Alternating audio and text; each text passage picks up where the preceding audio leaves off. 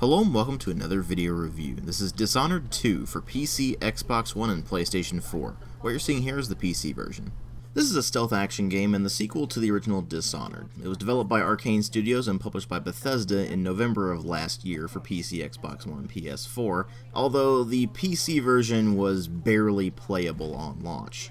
It had a ton of performance problems that they never really managed to completely sort out, although they have gotten it to a much better state than it was previously, and it is now very playable. Or at least it does on my system, which is a GTX 970, 16 gigs of RAM, and an i7 4790K. Your mileage may vary depending on your own hardware, as well as the fact that supposedly this game has a lot of problems with AMD hardware in particular, although I can't confirm that personally. What I can confirm is that on a moderately high-end rig, it's now been patched to the point where it generally runs around 60 frames a second. Sometimes it dips below that, sometimes it goes above that, it just depends entirely on what's going on. This of course brings us to the main questions that you will be asking with regards to Dishonored 2. First off, how is it as a sequel to Dishonored? And more importantly, how is it as a game on its own?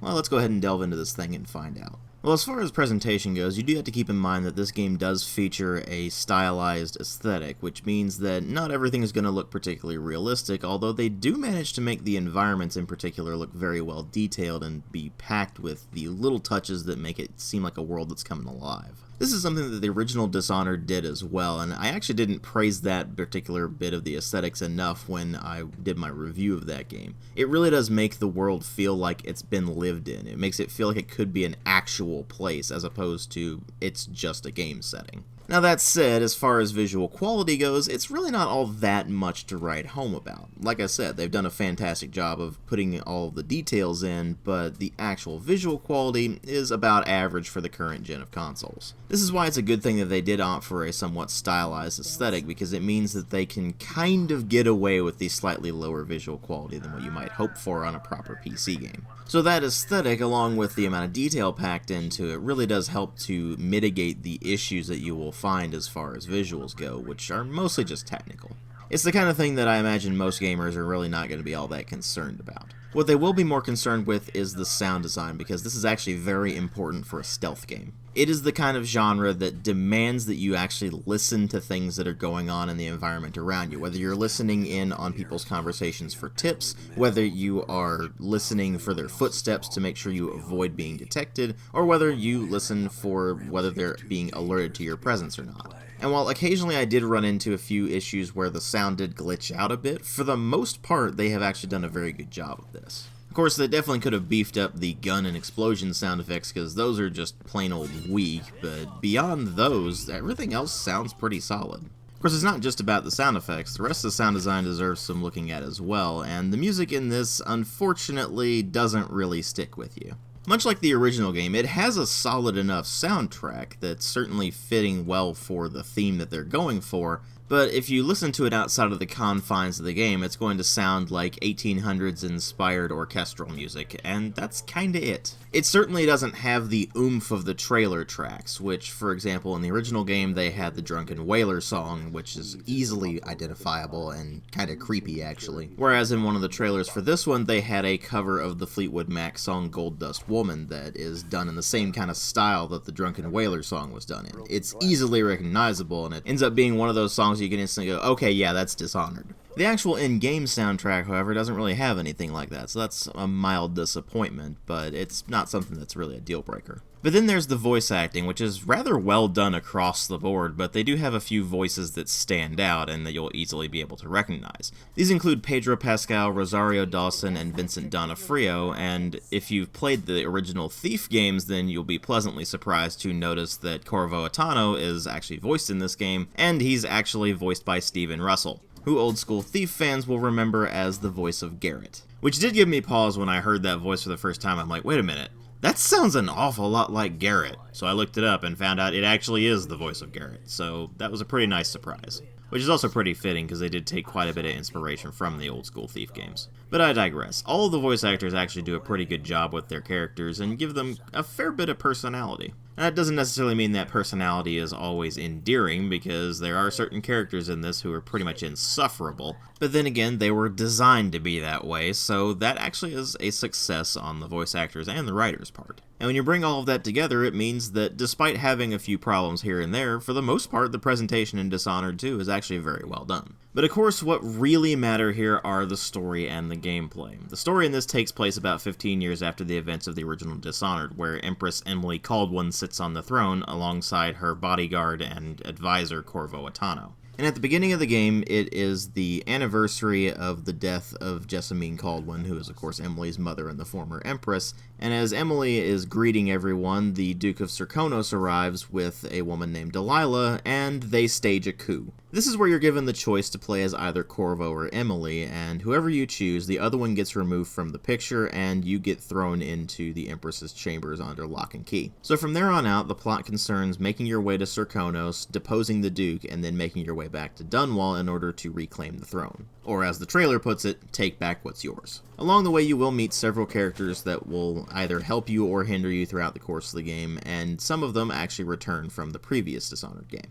Although if you didn't have the DLC, then you wouldn't necessarily know that for all of them. And as you progress through the game, you will uncover more about the plot to remove you from the throne and install Delilah as the new Empress, and you'll also learn more about what's been going on in Serkonos, where you've pretty much been ignoring it in Dunwall. Because it turns out that Serkonos is in a really bad way. The Duke is pretty much a tyrant, and he is completely uncaring to the problems of the common people. This has led to pretty much open warfare between a gang and the overseers of the Abbey in one particular district, as well as massive bloodfly infestations all over the place, where bloodflies are something akin to a cross between mosquitoes and wasps, and they make their nests in corpses, which is pretty disgusting. And of course, the corruption of the state allows the Duke and his cronies to get away with whatever they want. And your decisions throughout the course of the game will actually affect the outcome of not only the story, but also the setting. This operates on a low and high chaos system. The idea is that the more people you kill, the higher the chaos setting is going to be.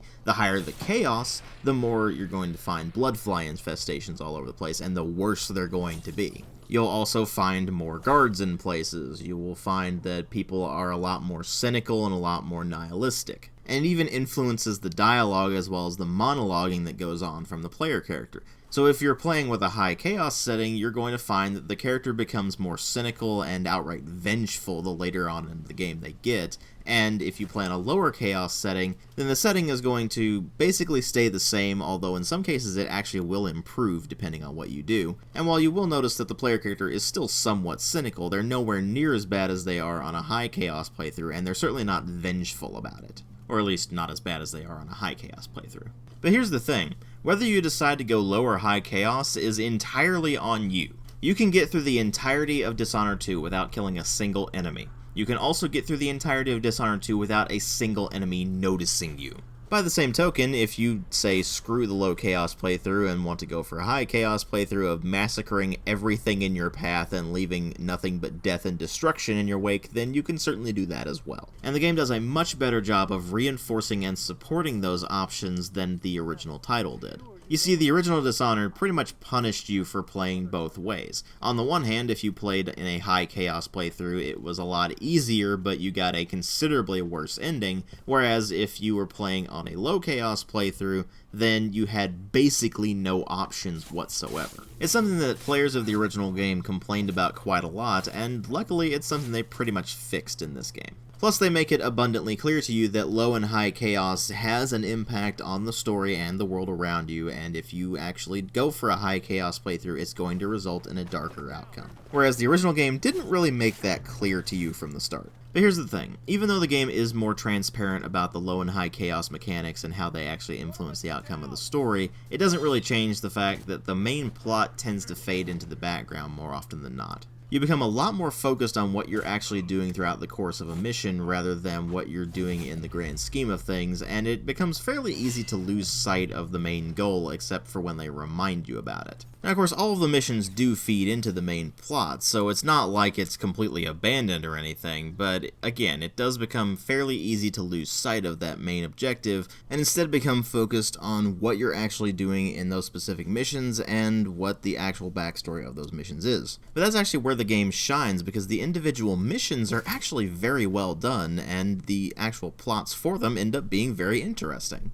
In fact, they're good enough that they help to compensate for the lowered focus on the overarching plot, and everything actually ends up coming together pretty nicely as a result. Now that said, it is certainly not perfect. It relies too heavily on tropes that were established in the previous Dishonored game, and it sticks a bit too closely to being that kind of same plot line, so you get this sense of deja vu if you played the first game already. But obviously, if you haven't played the first game, this is going to be a bit fresher.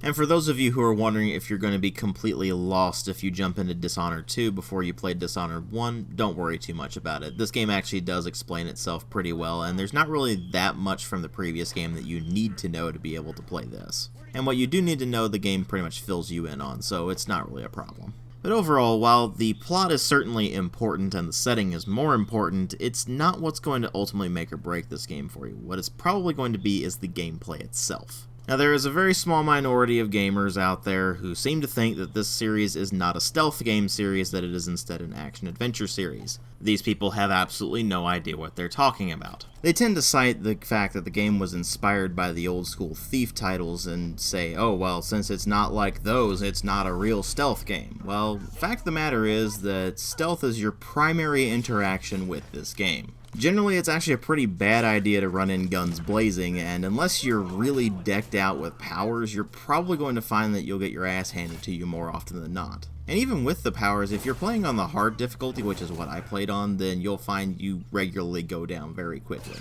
So really the best way to play it is to sneak around and avoid combat as much as you possibly can. And that comes into sharp focus if you do decide that you want to go all out on combat instead of going on anything else, because the combat system is really not all that great in this game. It consists of not much more than parry an opponent's attack by timing your block just right and then counterattack with an attack that instantly kills them. Of course, if you're playing non-lethally, then you can actually parry and then immediately go into a chokehold to knock the enemy out. The problem is that if you're in a multi-enemy engagement at that point, then another enemy will probably come in and smack that guy to death, or they will shoot at you and instantly kill that guy. Which, needless to say, is pretty frustrating. Beyond simply using the sword and using the chokehold, there's also the ability to use an item that is held in your offhand or a special power that is also in that offhand.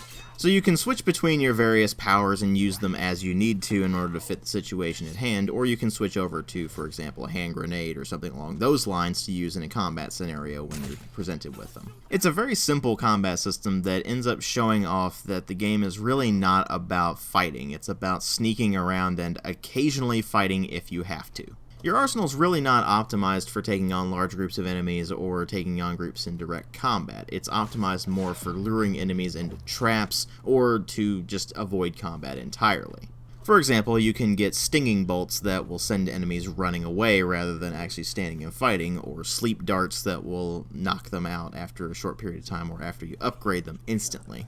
You get a couple of different kinds of mines, one for stunning effects, which is basically an electric arc stun mine, and then the other one is the Spring Razor, which sends out a cloud of shrapnel that just shreds things that get in close.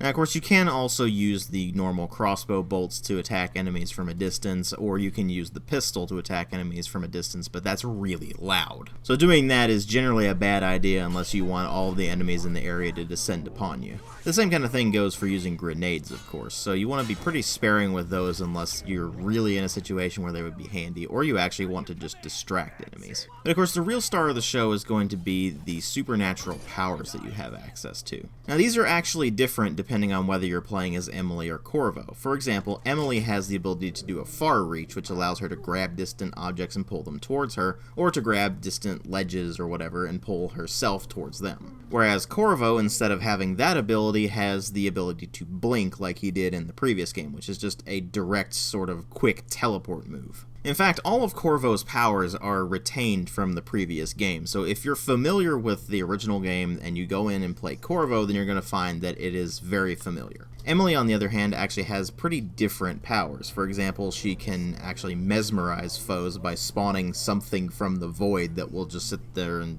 have them stare at it aimlessly for a short time. This does mean that Corvo and Emily do have slightly different playstyles. Emily's is a bit more focused on stealth, whereas Corvo's is a bit more focused on being kind of a supernatural assassin character, which is precisely what he was in the original game, of course. However, there are some stealth purists out there who aren't going to want to use the powers, and this game actually does allow them to do so. At the very beginning of the game, you are given the opportunity to either accept or reject the Outsider's blessing. If you accept it, then you get access to the supernatural powers, whereas if you reject it, then you actually go through the entire game without using any supernatural powers at all. And the game is certainly doable without any of the special powers, it's just a bit less interesting. You see, not only do the powers actually make the game more interesting, they actually make it more accessible, because they give you the ability to quickly get yourself out of a bad situation. If you're playing without the powers, all you have are your gadgets and your ability to move around the environment, which means that you have to play it much more like a proper stealth game, otherwise you're going to get your ass handed to you. If you've played the original game and you go to this one and you start it up on the hard mode, you will notice that the AI is actually better in this game than it was in the original. The enemies will notice you a lot more easily, which means that you have to be a lot more careful with your movement. Make sure you're not making any more noise than you absolutely have to, and use the environment to try to avoid enemies wherever you can. You can also throw various objects to help distract your enemies, and that's the kind of thing you're going to have to rely on when you're playing without the powers. When you have the powers, you can pop down a Mesmerize, or you can jump between these large distances thanks to the abilities of Far Reach or Blink. This does bring up something important. The powers do actually make the game easier, which is why I say you should not play this thing on anything lower than the hard difficulty.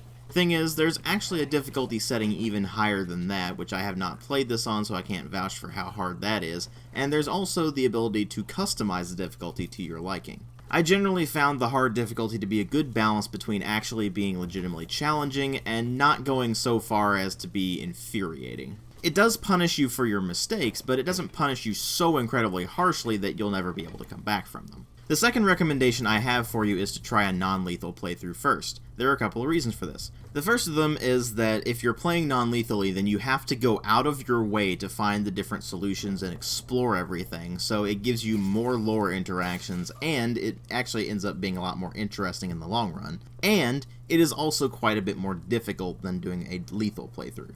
But unlike in the original Dishonored, where it was actually kind of a pain to do that because you had to rely basically on chokeholds and not much more than that, in this one, the amount of options the game gives you for doing a non-lethal playthrough actually makes it much more enjoyable and much more viable. This does bring up a problem with a lethal playthrough, which is that it's easier and it's quite a lot faster. If someone tells you that the game is really short, then they probably did a lethal playthrough because it actually is a very noticeable shift in difficulty and length.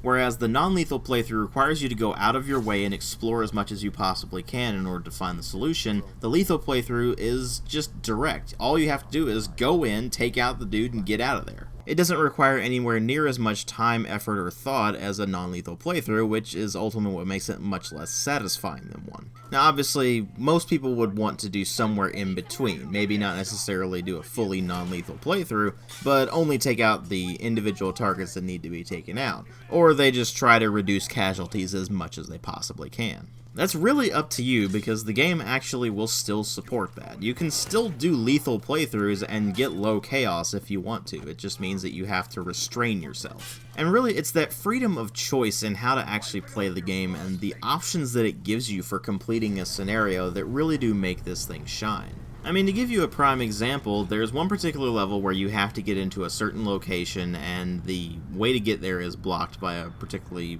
weird lock. So you're trying to find a way to get through that lock, and you're presented with the opportunity to side with one faction or another.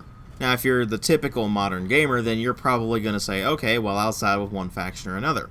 Well, as it turns out, there's more than 2 ways to complete that level, and I don't want to spoil much for you there, but I managed to find a third option that was particularly satisfying. And were I not playing a non-lethal playthrough, I don't think I would have found that solution because it required me to go out of my way to find it. And that's kind of the beauty of a game like Dishonored. It actually is kind of the same thing that you'll see in the Hitman series, where you're given a lot of different options to complete the level, and it's up to you to figure those out, and it's up to you to actually find a clever way of getting through everything. And when everything's firing on all cylinders, it works extremely well. And luckily for Dishonored 2, it mostly is firing on all cylinders. Now don't get me wrong, the game is not perfect by any stretch of the imagination. But for what it sets out to do, which is be a supernatural stealth action game where your choices throughout the game actually have an impact on the world around you, and you have quite a lot of freedom in determining how you want to play it, it succeeds brilliantly. They could certainly make improvements to the core formula. The combat system definitely needs some improvement, and the lack of focus on the main plot did end up becoming a slight issue here and there, but they clearly learned from some of their mistakes in the original Dishonored and set out to improve quite a few of those with the sequel. So who knows what they'll learn from Dishonored 2 and implement in later games in the series. But as for Dishonored 2 itself, I do definitely recommend it. I give it a 4 out of 5. Thanks for watching.